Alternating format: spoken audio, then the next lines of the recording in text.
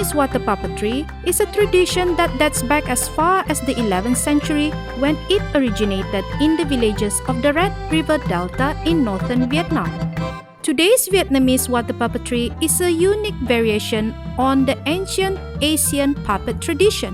One of the water puppetry is boat racing.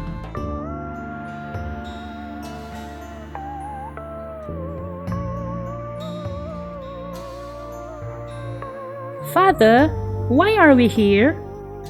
We came to watch a water puppet boat racing show. It is a traditional game of Vietnam.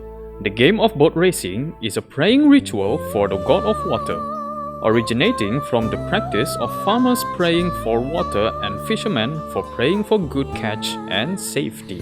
What is that building? Why is it on the water?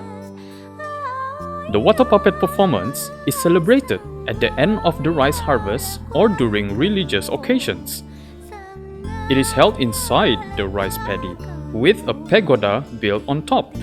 The water acts as a stage for the puppets and as a symbolic link to the rice harvest. How do these boats move on water?